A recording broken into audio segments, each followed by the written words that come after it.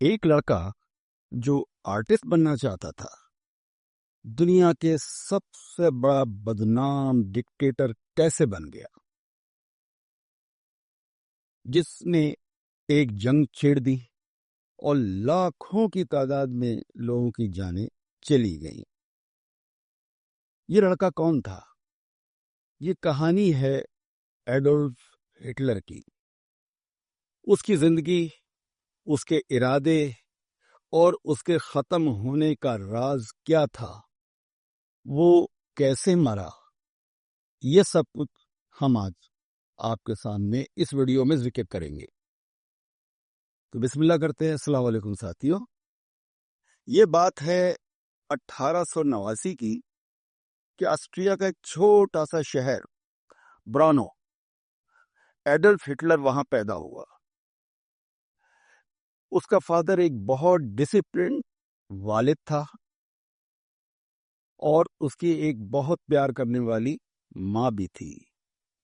Hitler کو painting کا بہت شوق تھا، آرٹسٹ بننا چاہتا تھا۔ اس نے ویانا کی ایک آرٹ اکیڈمی کو جوائن کیا، لیکن وہاں سے وہ 2 بار ریجیکٹ ہوا۔ اس کی وجہ سے وہ بہت زیادہ مایوس ہوا۔ یہیں سے اس کا غصہ، اکیلا پن اور سوسائٹی سے نفرت بڑھنے لگی۔ یہ بات ہے 1914 کی، جب پہلی جنگ عظیم شروع ہوتی ہے۔ ہٹلر جرمن آرمی میں بھرتی ہو جاتا ہے، بہادری بھی دکھاتا ہے، میڈل بھی ملتے ہیں، مگر جب جرمنی ہار جاتا ہے تو ہٹلر بہت زیادہ ٹوٹ جاتا ہے۔ وہ مانتا ہے کہ جرمنی کو اندر سے دھوکہ دیا گیا تھا۔ کس نے دھوکہ دیا تھا؟ اس کے خیال میں یہ سارا دھوکہ جیوز یعنی یہودیوں نے دیا تھا۔ وہ ساری خبریں الائیڈ فورسز تک پہنچاتے تھے، سارے پلان جو سیکریٹ پلانز تھے وہ اتحادی افواج تک یہودی پہنچاتے تھے، ایسا اس کا ماننا تھا۔ اسی وجہ سے اس کو جیوز سے بہت شدید نفرت تھی۔ پھر آتا ہے 1919، جب ورلڈ وار ختم ہو جاتی ہے، پہلی جنگ عظیم، تو ایک چھوٹی سی پارٹی ہے جس کا نام ہے ورکرز پارٹی۔ جرمنی کی ایک جرمن ورکرز پارٹی تھی۔ ہٹلر نے اس پارٹی کو جوائن کیا۔ ہٹلر کا بولنے کا انداز لوگوں کو بہت زیادہ اٹریکٹ کیا کرتا تھا۔ وہ بہت اچھا مقرر تھا اور بہت انقلابی تقاریر کیا کرتا تھا۔ اس نے جلد ہی پارٹی کا نام بدل کر نازی پارٹی رکھ دیا۔ 1923 میں کیا ہوتا ہے کہ ایک بغاوت ہوتی ہے جرمنی میں۔ بغاوت کی کوشش کی جاتی ہے جو ناکام ہو جاتی ہے، اور اس کے بعد ہٹلر کو گرفتار بھی کر لیا جاتا ہے۔ ہٹلر جیل چلا جاتا ہے۔ جیل میں اس نے ایک اپنی کتاب لکھی، مین کیمپس، یہ جرمنی میں تھی، جس نے اس نے یہ بتایا کہ آرین جو نسل ہے وہ سب سے سپر نسل ہے، کیونکہ وہ یہ کہتا تھا کہ آرین بہت سپر قوم ہے۔ جیوز کے خلاف بہت شدید اس کو غصہ تھا، اس نے کتاب میں بھی لکھا، اور اپنے خواب جو اس نے دیکھے تھے وہ اس نے تمام اپنی کتاب میں درج کیے۔ پھر 1930 میں جرمنی کیونکہ جنگ ہار چکا تھا، دیوالیہ ہو چکا تھا، اس پر قرضہ بھی بہت چڑھ گیا تھا، اس وجہ سے جرمنی کے حالات بہت زیادہ خراب تھے۔ یہ وقت تھا جب ہٹلر نے لوگوں کو امید دکھانا شروع کی۔ کیا؟ جرمن نیشنلزم کی بات کی، اور لوگوں کو نوکریاں دینے کی بات کی، ساتھ ہی ساتھ بدلہ لینے کی بات کی۔ حالانکہ جنگ عظیم 1918 میں ختم ہو چکی تھی۔ 1933 میں کیا ہوتا ہے کہ ہٹلر چانسلر بن جاتا ہے الیکشن جیتنے کے بعد، اور دھیرے دھیرے جرمنی کا ڈکٹیٹر بن جاتا ہے، یعنی تاناشاہ بن جاتا ہے۔ پارلیمنٹ کو آگ لگ جاتی ہے، ایمرجنسی پاورز استعمال کیے جاتے ہیں، اور ہٹلر ایک مکمل ڈکٹیٹر کا روپ دھار لیتا ہے۔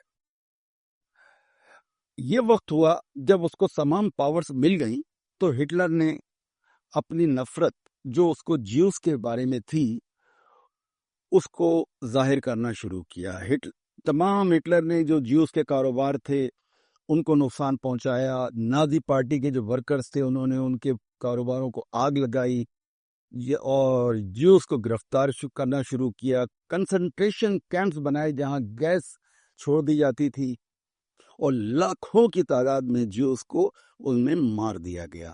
کہتے ہیں کہ تقریباً 60 لاکھ سے زائد یہودیوں کو ہٹلر نے ان کنسنٹریشن کیمپس میں مار ڈالا. اسی تمام قتل عام کو تاریخ میں ہولوکاسٹ کا نام دیا جاتا ہے. 1939 آتا ہے. ہٹلر نے دوسری جنگ عظیم چھیڑ دی، پولینڈ پر حملہ کر دیا اور جلدی پولینڈ کو فتح بھی کر لیا. اس کے بعد فرانس، ناروے، نیدرلینڈ سب جلدی اس نے فتح کر لیے. لیکن بجائے اس کے کہ وہ اپنی اس تمام فتوحات کو اسٹیبل کرتا، وہ آگے ہی بڑھتا گیا. اس کی جرمن افواج آگے بڑھتی گئی اور اس سے وہاں پر غلطیاں بھی ہوئی. اس درمیان میں اس سے جو پہلی غلطی ہوئی وہ اس نے USSR جس سوویت یونین یعنی union of the Soviet socialist republic جو آج کا روس ہے، اس وقت وہ سوویت یونین کہلاتا تھا، اس پر حملہ کر دیا. یہ حملہ بہت گھاتک رہا، بہت نقصان ہوا کیونکہ سردیاں شروع ہو گئی، برف باری شروع ہو گئی اور ہٹلر کی افواج سردیوں کی جو وجہ تھی اور برف باری کی وجہ سے بہت ساری افواج مرنے لگ گئی. اسی درمیان میں جاپان جو کہ دوسری جنگ عظیم میں جرمنی کا ساتھی تھا، اس نے امریکہ پر حملہ کر دیا پرل ہاربر پہ. تو امریکہ بھی اس طرح جنگ میں شریک ہو گیا، یعنی 2 سپر پاور شریک ہو گئی. یہاں سے جو ہے وہ ہٹلر کو پسپائی کا سامنا کرنا شروع ہوا. 1945 جب آیا، جب جنگ عظیم ختم ہوئی، تو اس وقت تک نازی افواج پیچھے ہٹ رہی تھی. روسی افواج، امریکن افواج، برٹش افواج یعنی جو اتحادی افواج تھی وہ آگے بڑھتی جا رہی تھی اور پورے جرمنی میں یعنی خاص کر جو برلن شہر تھا اس کو گھیرنا شروع کر دیا. جب ہٹلر کو پتا چل گیا کہ اب زندگی کا کوئی پتہ نہیں ہے، تو ہٹلر نے کہتے ہیں کہ اسی رات، آخری رات، اپنی دوست ایوا براؤن سے شادی کی. کہا ایسے ہی جاتا ہے. اور اس کے بعد اس نے اس کو ایک سائنائڈ کیپسول دیا اور خود کو کن پٹی پر رکھ کر گولی مار لی. لیکن اس سے پہلے اس نے اپنے جو گارڈ تھا اس کو یہ کہہ دیا تھا کہ جب گولی کی آواز سنو تو آ کر ہماری ڈیڈ باڈیز کو باہر لے جا کر آگ لگا دینا، اور تاکہ یہ جو الائڈ فورسز آ رہی ہیں یہ ہمارے ڈیڈ باڈیز کی بھی بے حرمتی نہ کر سکیں، کیونکہ وہ خوددار بہت تھا. وہ چاہتا تھا کہ ان کو اس کی راکھ بھی نہ ملے. اور جب اتحادی افواج نے برلن پہ قبضہ کیا تو انہوں نے ہٹلر کو بہت ڈھونڈا، وہ نہیں ملا کیونکہ وہ مر چکا تھا.